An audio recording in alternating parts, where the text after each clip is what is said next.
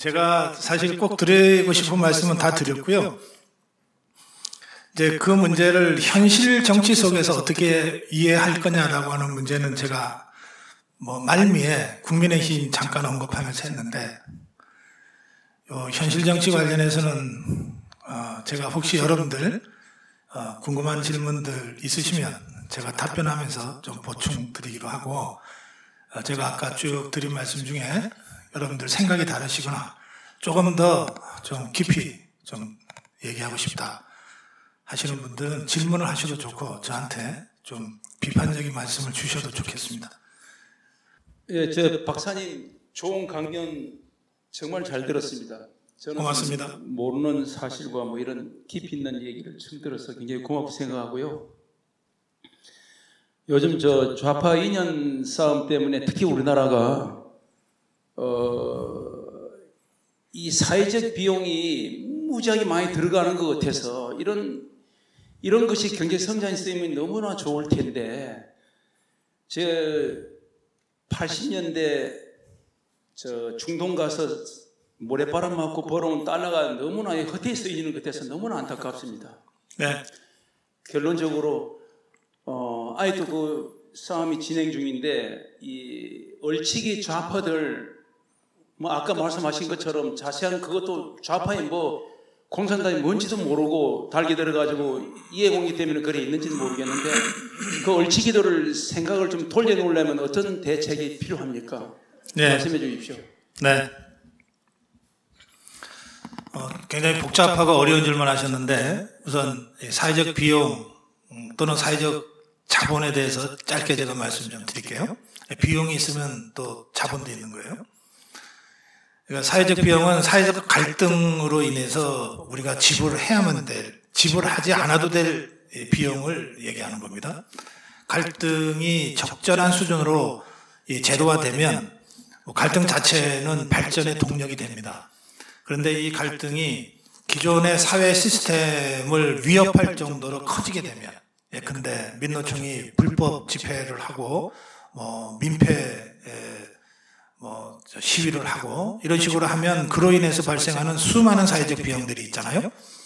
거기에다가 더해서 우리는 분단국가고 또 수출을 통해서 어떻게든 국가 발전을 해야 될 입장에 있기 때문에, 저런 식으로 1박 2일 민노총의 1박 2일 민폐 농성 같은 거 하면 다 외신에서 한국은 이렇다더라 이러고서 보도가 되면, 안 그래도 가뜩이나 북한이 언제 침략할지 모르는 이런 위험한 나라라고 외국에서 인식들 하고 있단 말이에요. 그게 코리아 디스카운트, 코리아 리스크라고 하는 건데, 거기에 더해서 한국은 갈 때마다 촛불 들고 난동을 부리고 이런 식으로 이제 보도가 되고 외국에서 인식이 되면, 쉽게 말해서 우리가 국채 발행하려고 해도 높은 이자 줘야 되고, 회사채 발행하려고 해도 잘 팔리지도 않고 그래요.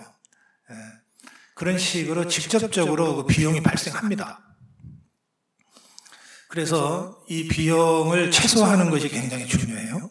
그런데 이 비용을 최소화하려면 두 가지 중에 하나를 선택할 수밖에 없습니다. 하나는 사회 갈등을 이게 규제하는 거예요. 이거 어느 정도 필요하죠. 이를테면 불법이 방치되어서는 안 되잖아요. 그러니까 불법 시위 집회 결사의 자유를 보장하되, 이것이 어느 선을 넘어서 다른 사람의 그 이익을 침해하는 데까지 나갔을 때 이걸 불법이라고 그러는데, 불법에 대해서는 단호하게 법적으로 대응을 해줘야 됩니다. 그렇게 해서 사회 갈등으로 인한 불필요한 사회적 비용 지출을 줄여나가야 됩니다. 그게 하나 있고, 두 번째는 사실은 온갖 괴담들이나 또 종북주사파들이 선전선동을 하는데 우리 국민들이, 선량한 국민들이 자꾸 넘어가잖아요. 근데 이렇게 넘어가는 걸 보면 우리 사회의 중추 세력인 이 자유파가 그동안 우리 국민들한테 충분한 신뢰를 주지 못한 결과 발생한 일들이라고 하는 측면도 있어요. 그러니까 저쪽에서 정말 택도 아닌 소리로 괴담을 유포하고 선전선동을 해대면 우리 쪽에서 그거 거짓말이야. 그건 팩트가 아니야. 과학이 아니야. 라고 설명을 하잖아요. 근데 우리 쪽 말을 잘 안 믿어. 왜? 역대 정권이 거짓말했다는 생각을 우리 국민들이 많이 하거든요. 그래서 이것은 우리 스스로 굉장히 뼈아프게 반성하고 성찰해야 될 부분입니다. 우리 사회의 주류인 우리 자유우파 세력이 그동안 3번 빼놓고는 다 정권을 잡아왔잖아요. 김대중, 노무현, 문재인 빼놓고는 다 자유우파 정권이었잖아요. 그렇게 했는데도 왜 우리에 대한 국민적인 의구심과 저신뢰 현상이 발생했는가? 이 점에 대해서는 우리 스스로 많이 반성해야 됩니다. 특히 지금 집권하고 있는 우리 입장에서 볼 때는 대통령과 대통령실 또 한덕수 총리 이하 장관 그리고 국민의힘 집권당 이 하는 행동 하나하나가 다 국민들한테는 평가의 대상이고 판단의 근거잖아요. 그런데 이들이 충분히 국민들을 안심시키고 국민의 신뢰를 받지 못한 결과 저쪽에서 선전선동을 하고 우리는 아니라고 해도 다수의 국민들이 저 선전선동을 믿게 되면 어리석은 국민을 탓하기 이전에 왜 우리는 그런 이 권위를 완전히 상실하게 됐는가에 대해서 깊이 자기 반성이 있어야 되는 거예요. 그래서 지금 우리 국민들 총선을 앞두고 가장 높은 요구는 정치 개혁하라는 거잖아요. 여고 야구 하여튼 맨날 싸움박질하는 저런 비생산적인 이 정치권은 이제 전부 다 좀 물갈이 하자 이거 아닙니까? 이거는 국민의힘도 더불어민주당도 다 해당되는 요구잖아요. 그러면 여기에 대해서 이 정치개혁 하겠다는 약속은 귀가 있고 눈이 있으니까 국민의힘도 하고 더불어민주당도 할 거예요. 하는데 약속만 갖고 이제 못 믿게 됐단 말이에요. 그러니까 이제 우리 국민들은 좋다. 약속으로 끝내지 말고 그걸 확실하게 지킬 수 있는 증거를 보여라. 먼저 행동해라. 이러잖아요. 먼저 행동해라. 아직 행동한 정당은 아직 하나도 없어요. 그러니까 이 국민의 신뢰를 받기 위한 그 무한 노력이 필요한데 그 무한 노력은 작은 행동을 통해서 쌓아나가야 되는 거예요. 어느 날 갑자기 뭐 없던 이 신뢰가 갑자기 확 생기는 일은 없어요. 그래서 그런 노력을 우리 자유파가 또 집권 세력이 작지만 분명한 행동을 통해서 그 신뢰를 쌓아나가야 된다는 점도 같이 생각해야 됩니다.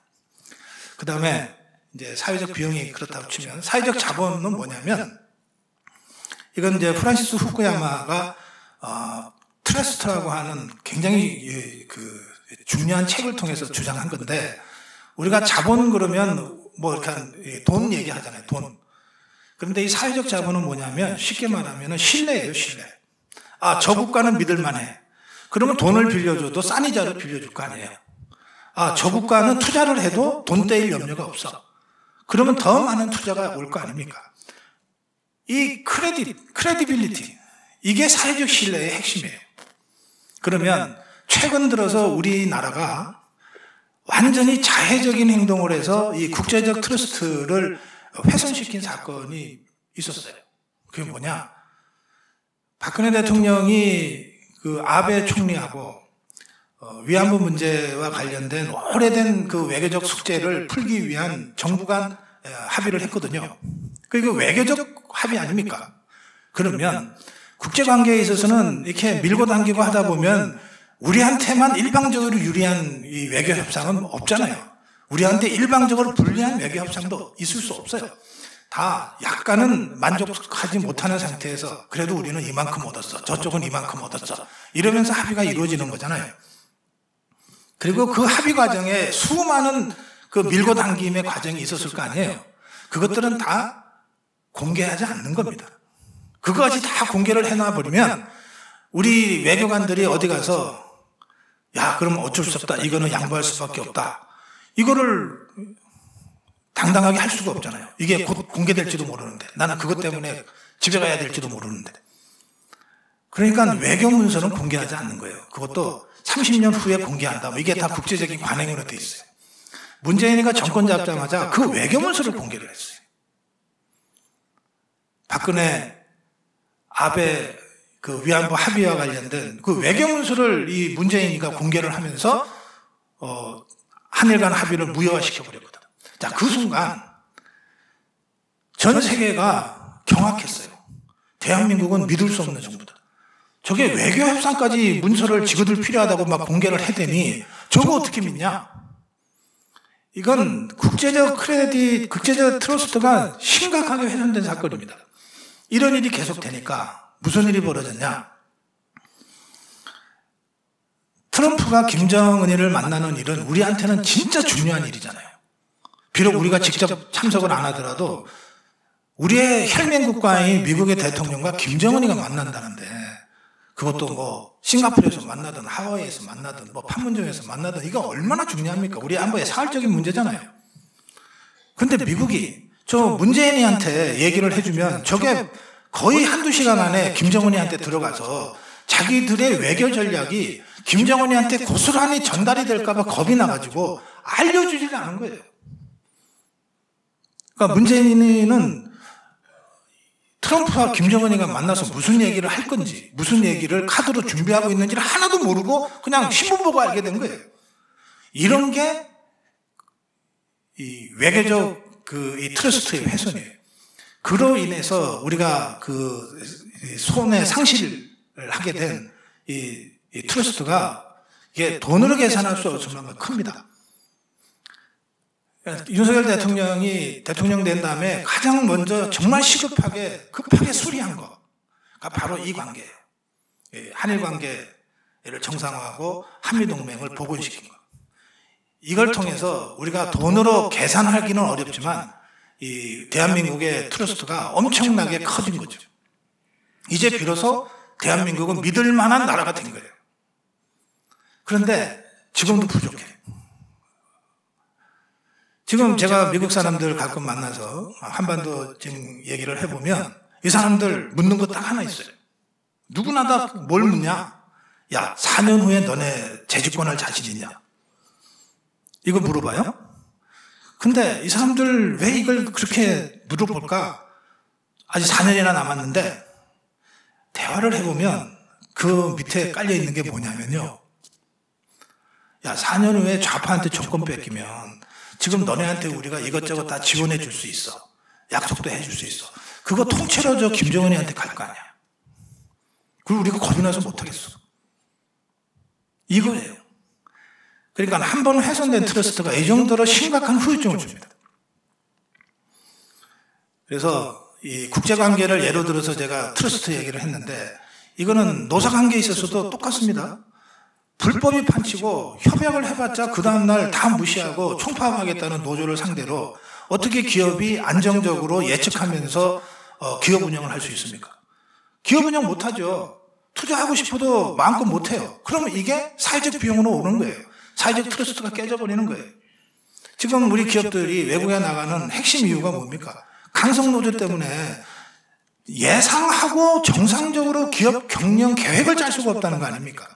임금 높은 거야. 뭐 워낙 그 임금 노동력의 퀄리티가 높으니까 말 안 통하고 일 잘 못하는 이런 나라에 가서 그런 노동자들 관리하느니 임금 좀 더 비싸게 주더라도 잘 훈련되고 일단 맡으니 이런 책임 있게 하는 한국에서 노동자들하고 일하고 싶은 생각이 기업인들한테 있어요. 중요한 거는 백날 협약하고 합의해봤자 언제 깨질지 모른다는 것 때문에 불안해서 못하겠다는 거예요. 그래서 차라리 그럴 바에야 외국에 가면 다 정부가 개런티 해주잖아요. 그러니까 어느 정도 이 계획을 짜서 기업 경영을 할 수 있다는 거거든요. 이게 한국으로부터 탈출하는 주된 이유예요. 그러니까 이것도 트러스트가 깨지니까 발생하는 사회적 리스크란 말이에요. 이런 점들이 있어서 이 사회적 비용과 이 트러스트 문제는 이렇게 양날을 동전의 양면과 같은 겁니다. 그 점을 우리가 같이 이해를 해야 되고요.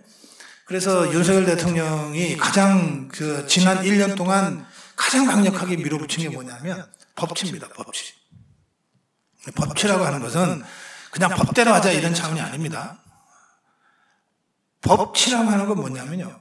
법에 의해서 이루어진다는 거잖아요.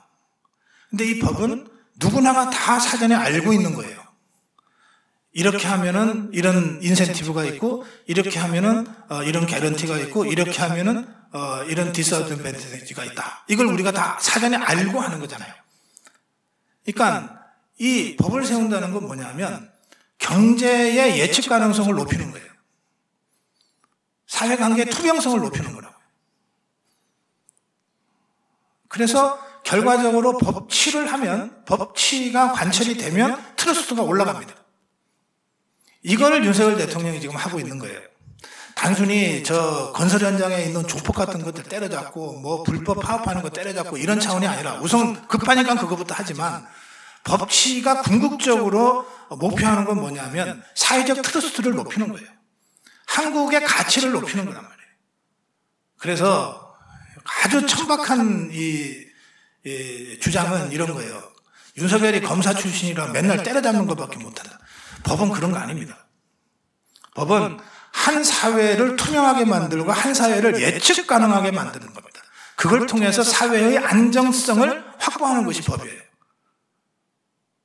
당장은 워낙 문재인 5년 동안에 불법과 탈법이 판쳤기 때문에 이것들을 바로잡지 않으면 제대로 된 법치가 안 되니까 우선 때려잡고 있는 거예요. 그런데 어느 정도 이게 청소가 되면, 그래서 법이 안정적으로 작동이 되면 바로 그 사회의 투명성, 예측 가능성, 그리고 안정성이 확보됨으로써 사회적 트러스트가 높아지는 거다. 이것이 한국 사회의 잠재력을 최대화하는 것이다. 이게 윤석열 대통령의 법치라고 하는 국정지표에 실제로 숨어있는 뜻이다. 이 점을 제가 말씀드릴게요. 일단 답변 여기까지만 할게요. 또 다음 분들. 박사님 반갑습니다. 네. 우리 목사님 통해서 연이어 강의를 해주신 점 감사하고요. 저는 이제 그 세 가지 관점에서 한번 질문을 드려보겠습니다. 네. 하나는 이제 우리 아까도 말씀하셨지만은 그 국민의힘의 국회의원들의 대응 능력이 떨어진다.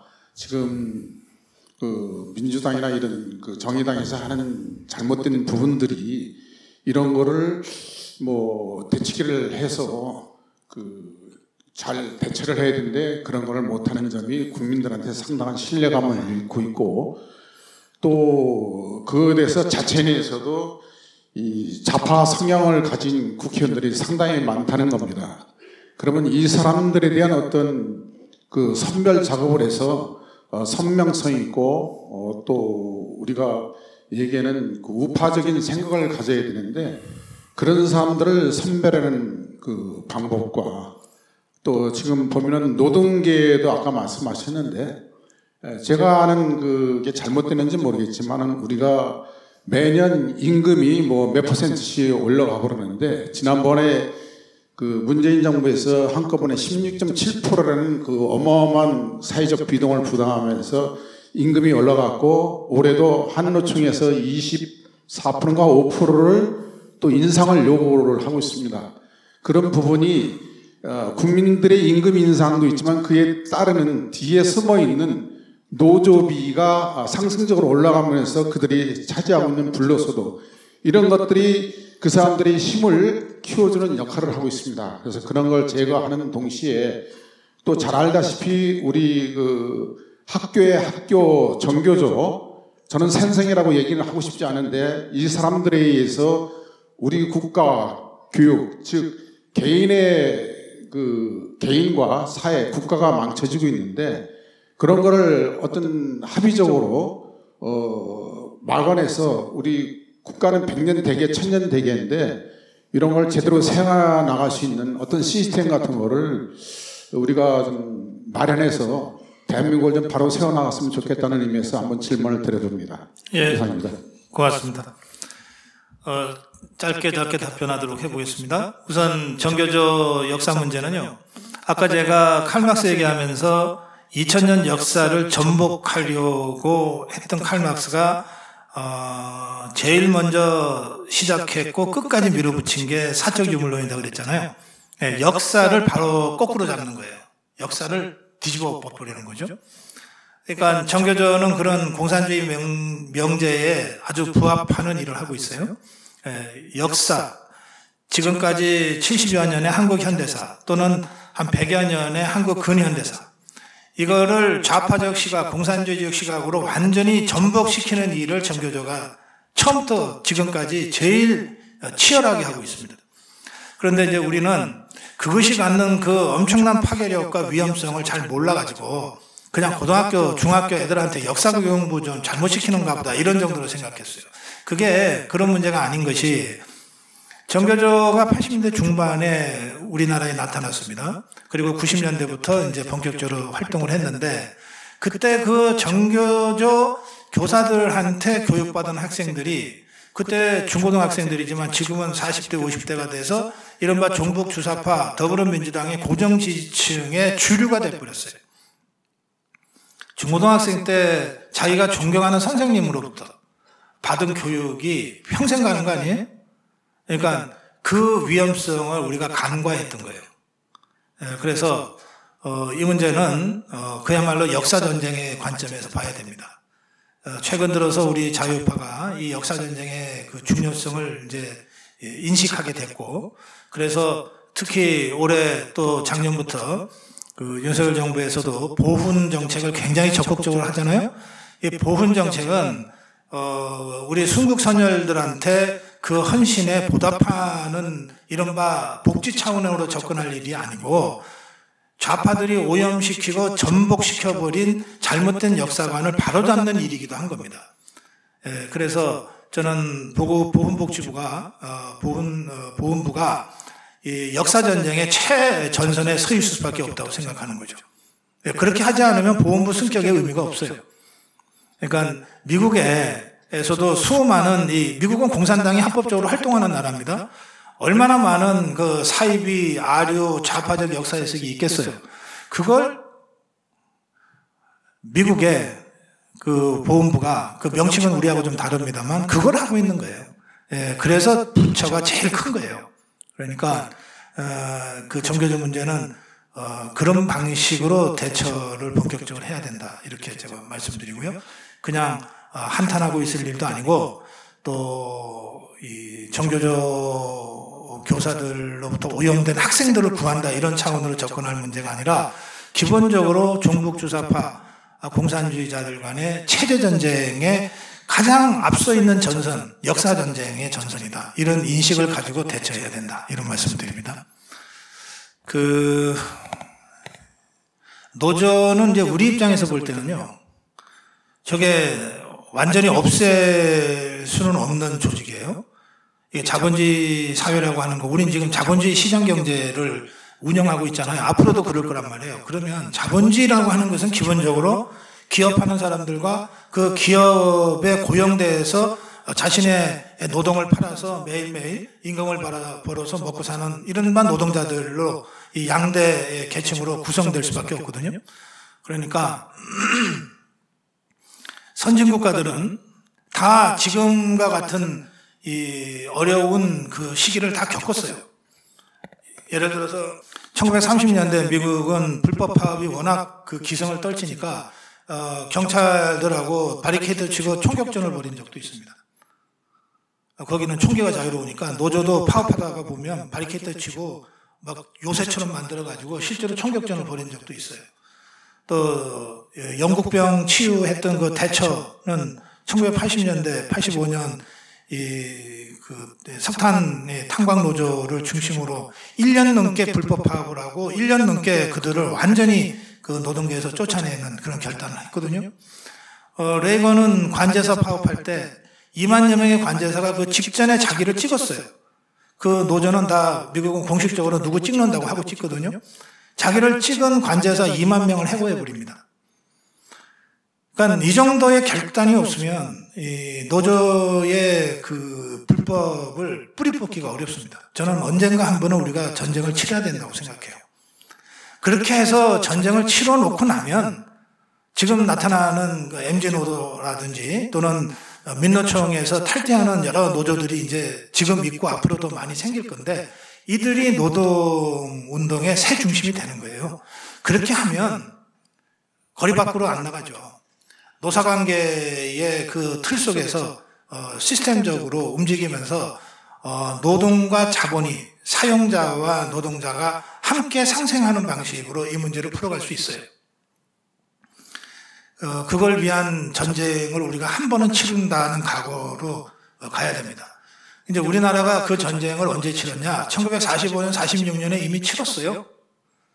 1945년에 해방돼서 1948년에 대한민국이 건국되기 전까지 그때 전부 우리 사회는 박헌영의 조선공산당이 장악하고 있었고 남노당이 장악하고 있었고 그때 전국적으로 갖춰진 전국 조직이 유일하게 전평이 있었습니다. 전국 노동자 평이에요. 이 전평이 철도노조 중심으로 당시는 고속도로가 없을 때니까 철도가 물류의 거의 유일한 신경인데 그 철도노조를 전평이 장악하고 허구한 날 파업을 하고 그랬어요. 남노당의 지시에 따라서 그 전평과 전쟁을 치렀죠. 그 전쟁을 치를 때 어쩔 수 없었어요. 전쟁을 치를 때 김도한 같은 사람이 맨 앞장서서 서북청년단 이런 사람들이 맨 앞장서서 진짜로 막 사람 죽어가면서 그렇게 해서 철도노조를 전평으로부터 구해내거든요. 그러니까 그 70년 전에 우리가 그런 홍역을 한번 치렀는데 그리고 나서 사실은 우리나라의 이 민노총이나 이런 이 종국 주사파 노조는 발을 붙이지 못했어요. 한 50년 동안. 그러다가 90년대 이후에 스물스물 기어 들어와서 다시 이 그람시 문화전쟁의 일환으로 한 30년간 힘을 비축해서 지금의 민노총이 된 겁니다. 그러니까 이제 이 민노총은 문재인이도 허수아비로 만들 정도로 막강한 세력이란 말이에요. 그래서 이 민노총과의 전면전은 피하기 어렵다. 한 번은 우리가 겪고 가야 된다.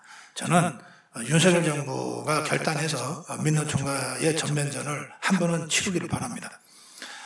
안 하고 넘어가면요, 그럼 다음 정권이 그걸 해야 돼요. 그 다음에 최저임금 문제는 이건 시장 논리로 풀지 않으면 너무 많은 부작용을 일으키기 때문에 문재인이도 처음에 그 최저임금 해가지고 청부 입법이라고 하는 거 있잖아요. 민노총이 요구하면은 지그들이 법 만들듯이 청부 최저임금 했어요. 그래갖고서 뭐 16% 막 13% 이러다가 경제가 그걸 받쳐주지 못하니까 지그들이 스스로 낮춰가지고서 막판에는 뭐 3% 막 이렇게까지 갔잖아요. 그런데 저는 이것도 발상을 확 전환해야 된다고 생각해요. 자, 여러분. 경제가 언제까지나 성장만 하는 거 아니에요? 우리나라 80년에 마이너스 성장한 적이 있어요. 언제 마이너스 성장이 있을지 몰라요? 그러면 임금도 올라가기만 하는 게 아니라 내려갈 수도 있는 거죠. 여러 가지를 감안해서 그러니까 무작정 막 마이너스 임금을 주장할 수는 없지만 이 경제 성장률과 노동 생산성이라고 하는 것은 워낙 숫자로 표현되는 것이기 때문에 이거는 속일 수가 없거든요.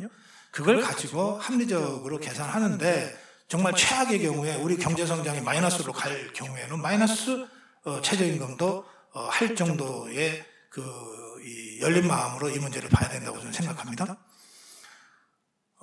그리고 이걸 하려면요, 노동자들한테만 고통을 감수해라 이럴 수가 없잖아요. 사실은 새 정부가 들었으면 뭔가 개혁하고 쇄신해야 되는 것을 국민들한테 알릴 필요를 느끼기 때문에 제일 쉽게 하는 게 공무원들, 그것도 고위공무원들, 상급 이상, 공기업의 무슨 임원들 월급 줄이는 거예요. 그리고 대통령 월급 깎겠다 그러고 막 이런 거란 말이에요. 그런데 저는 그런 상징적인 조치를 넘어서는 실질적인 조치가 있어야 된다고 생각해요. 그러니까 지금 공무원들이나 또는 공기업 경우에 특히 한전이라든지 이런 데는 수십조 적자를 내면서도 직원들 성과급 장치하고 막 그러잖아요. 그러니까 그런 것 하나가 이 국민적인 이 공감대, 국민적인 공론을 만들어내는데 이게 장애가 되는 거거든요. 그래서 그냥 대통령하고 국회의원 세비만 깎을 게 아니라 전 공무원들이 이 경제성장과 물가에 연동한 합리적인 기준이라는 게 객관화돼서 나오는 거니까 거기에 맞춰서 정말 임금 동결이나 임금 삭감까지도 감내할 정도로 이게 정부가 살아있어야 된다고 생각해요. 그래 놓고 노동자들한테 요구를 해야 되는 거죠. 우리가 먼저 이렇게 한다. 그래 당신들도 그렇게 해라.가 돼야지 공무원들 받을 거 다 받아가면서 공기업들 그 와중에도 성과급 잔치하면서 노조한테만 임금 인상 과도하니까 깎아라. 이게 잘 먹히지 않는단 말이에요. 그렇게 되면 이제 노조 입장에서는 극성 파업, 극렬 파업으로 가지 않을 수 없고 그렇게 해서 사회적 비용이 다시 발생하고 이런 악순환이 있습니다. 그래서 그 부분 관련해서도 이 정부 차원의 결단이 먼저 있어야 된다. 그 말씀을 제가 드릴게요. 센서러빌리티 문제라고 생각합니다. 감수성의 문제라고 생각합니다. 저는 국민의힘을 개인적으로는 되게 다 알고 지내는 사이인데요. 뜯어보면 한 사람 한 사람 다 괜찮은 사람들이에요. 다 범생이들이지. 어쩌다 그렇게 범생이들만 뽑아놨는지 모르겠어요. 아주 바른 생활 사나이들이야. 다 착해요.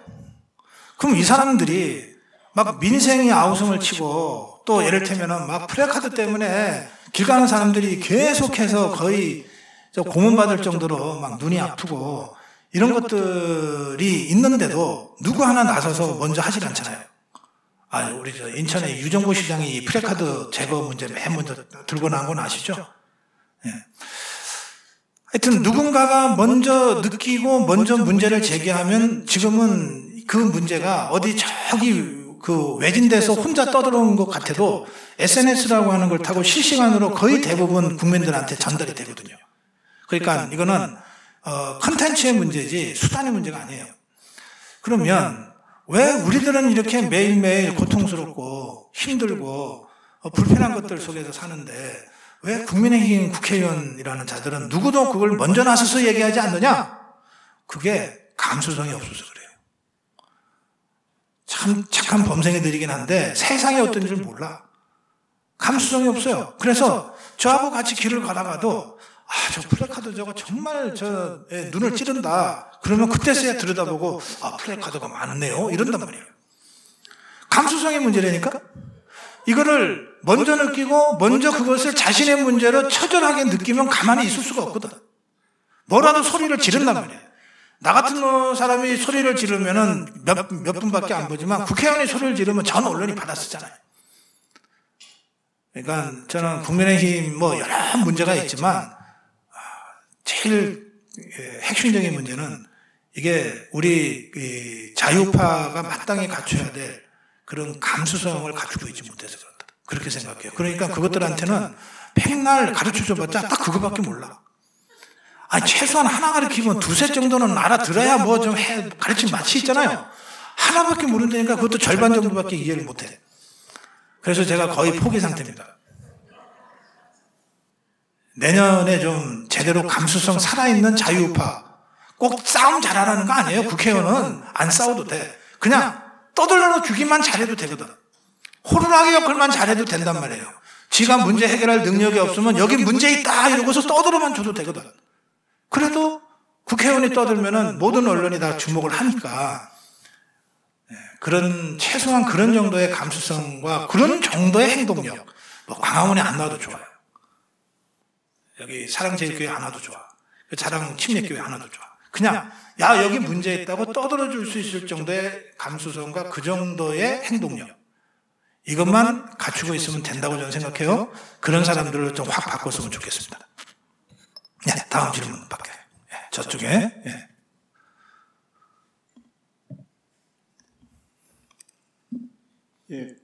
간단한 질문과 간단한 답변을 원합니다. 첫 번째, 북한 공산주의가 얼마나 갈 것인가? 두 번째, 국힘당에 가서 이런 좋은 강의를 하신 적이 있는지? 세 번째, 내년 총선에 나오실 의향이 있는지? 세 가지입니다. 첫 번째 질문이 뭐였어요? 북한 공산주의가 과연 얼마나 갈 것인가? 얼마나 갈 것인가? 네. 알겠어요. 내년 총선에는 안 나옵니다. 저는 제가 해야 될 일이 너무 많고 중요해서 국회의원 같은 허접한 일은 제가 할 생각이 없습니다. 그 다음에 두 번째는요, 한번 기억을 해볼게요. 황교안 대표 전이요. 전에는 국힘당에 그래도 뭐 1년에 한두 번씩은 갔었던 것 같아요. 저를 불러서 뭐 총선 승리 전략을 좀 특강해달라 그러기도 하고 뭐 더러 갔었는데, 황교안 대표가 되고 나서 지금까지는 한 번도 이것들이 저를 부르지 않습니다. 예, 왜 그런지는 제가 잘 모르겠습니다. 그 다음에 이제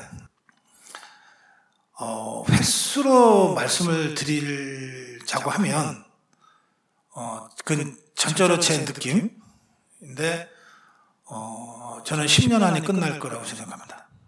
그래서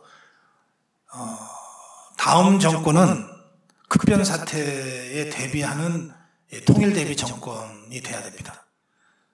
그러니까 그때 만약에 종북주사파가 정권 잡고 있으면 끔찍하죠.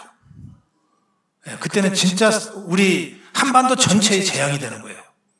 그래서 모든 시기가 다 중요하지만 2027년 대선 때는 하여튼 무조건 우리 자유파가 정권 잡고 급변사태 대비해야 된다. 통일 대비해야 된다. 이런 말씀을 제가 드리고, 현실적으로 한마디만 더 드리면 사실은 미국이 마음만 먹으면 오늘이라도 김정은 참수는 가능하다고 생각합니다.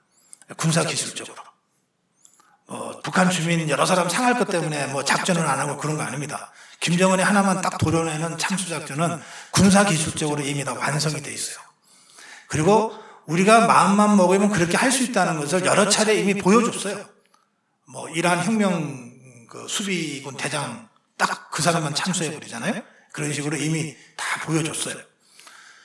그래서 이거는 이제 미국의 결단에 달려있는 문제인데, 그러니까 미국은 지금 그 마지막 임계점을 넘지 말라고 지금 계속 경고하고 있는 거예요. 김정은이가 그 마지막 선을 넘지 말아라 라고 경고하고 마지막 선을 넘지 않도록 확장 억제에 대한 약속을 계속 하고 있는 거거든요.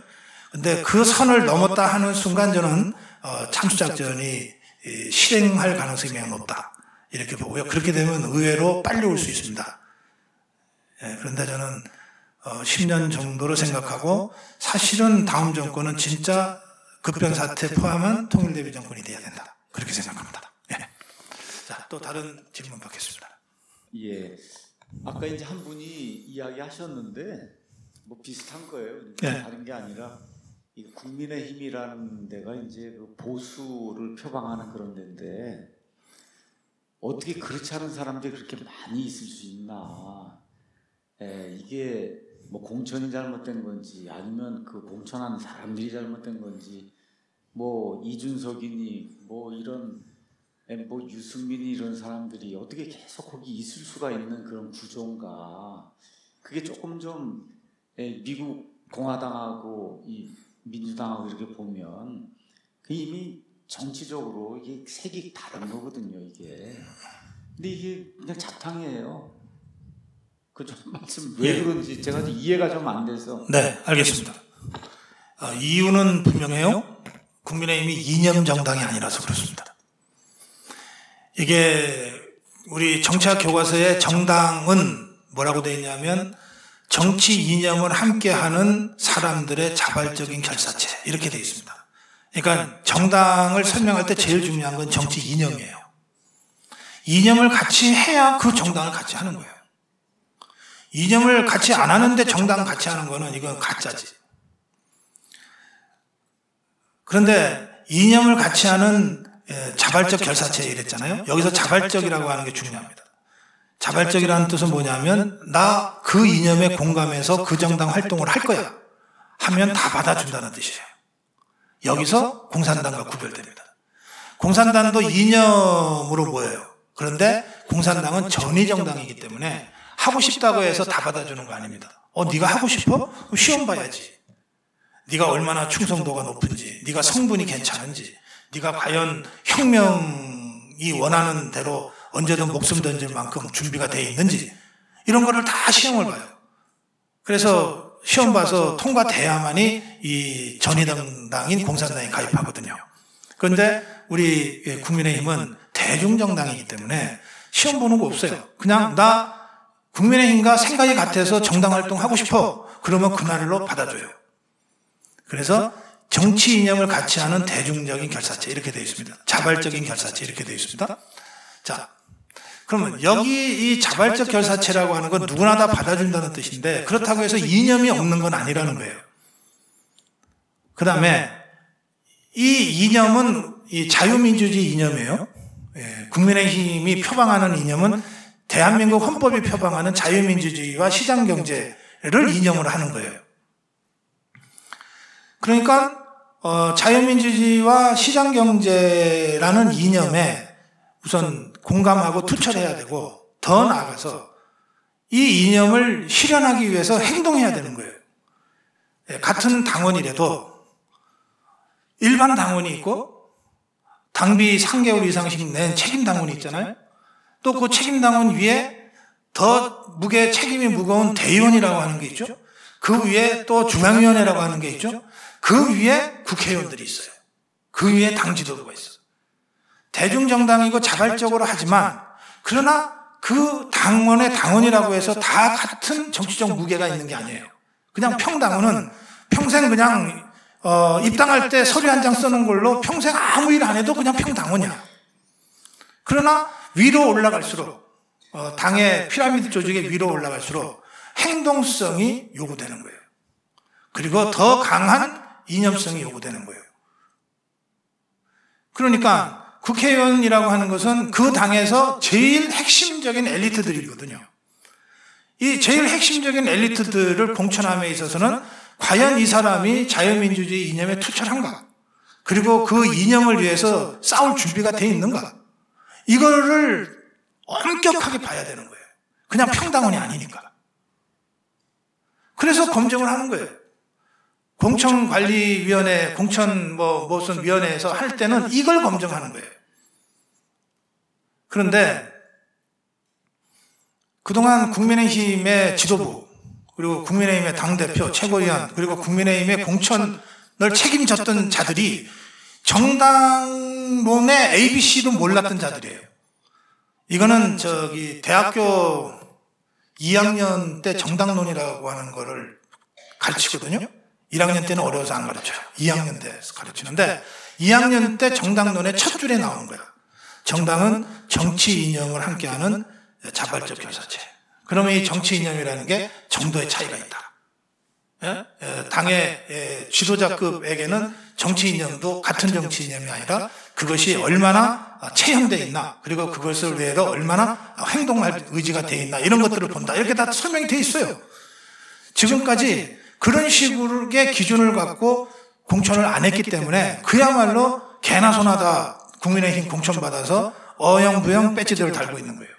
그러니까 국민의힘 국회의원 그러면 우리 입장에서는, 자유파 국민이 우리 입장에서는 자유주의, 자유민주주의, 이 대한민국 헌법 가치에 엄청 투철하고 행동하는 사람인 것처럼 우리는 생각할 수밖에 없어요. 그 위치에 있으니까 이것들이. 그런데 실제로 이루어진 공천은 공천을 준 당대표나 공천을 준 최고위원이나 공천을 준 공관위원들 하나하나가 다 이런 정당의 ABC도 모르는 자들이 그야말로 기준 없이 그냥 준 거예요. 그래서 지금의 국민의힘이 됐어요.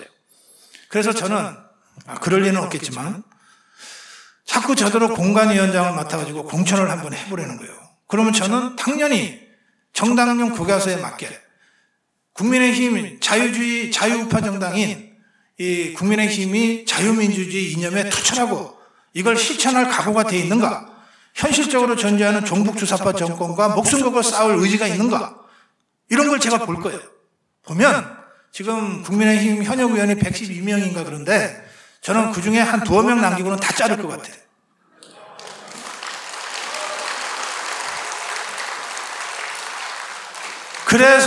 그래서 저는 절대 공관위원장 시키면 안 된다고 저것들끼리 담합하고 있는 것 같아요. 예. 이유는 그렇습니다. 이유는 그렇고요, 목사님. 이유는 알겠는데, 원인은 알겠는데 이걸 해결하려고 그러면 어떻게 해야 됩니까? 할 수 없이 당을 장악해야 돼요. 당 대표와 최고위원회를 장악하고 공관위를 장악해서 그 교과서 원칙에 맞게 자유민주주의 이념에 투철하고 전투력 있는 사람들로 이번에 새로 싹 공천을 하면 나아져요. 확실히 나아질 거거든요. 그걸 장악하기가 쉽지가 않는 건데. 예, 그래서 지금 우리 자유파 진영에서는 저렇게 허접한 것들 장악하느라고 애쓰지 말고 그냥 새로 만듭시다. 우리끼리 마음에 맞게 진짜 제대로 된 자유파 정당 만듭시다. 이런 주장이 자꾸 나오는 거예요. 그래서 저는 현실적으로는 저걸 완전히 없애지 않고 새로 만들면은 자유파 분열이 가기 때문에 그렇게 서둘러서 성급하게 하면 안 된다. 어쨌든 고쳐 쓸 수 있을 때까지는 고쳐 써보자 이러고 있어요. 과연 저걸 제대로 고쳐서 볼 수 있을지 없을지 잘 모르겠고요. 한 가지 제가 희망을 갖는 건 있습니다. 대통령은 공천이나 이런 데 선거에 개입하면 안 돼요. 그러면 탄핵당합니다. 대통령은 정부직 공무원으로 공무원의 정치개입 금지라고 하는 법률에 적용을 받기 때문에 공천에 개입하거나 선거에 개입하거나 하면 탄핵당합니다. 노무현에도 그것 때문에 탄핵당했고 박근혜 대통령도 그것 때문에 탄핵당한 이유 중에 하나가 그거예요. 그러니까 윤석열 대통령은 절대 그거 하면 안 됩니다. 그런데 윤석열 대통령도 당원이잖아. 예? 당원이잖아. 제1호 당원. 자꾸 제1호 영업사원 그러는데 제1호 당원이기도 해요. 예.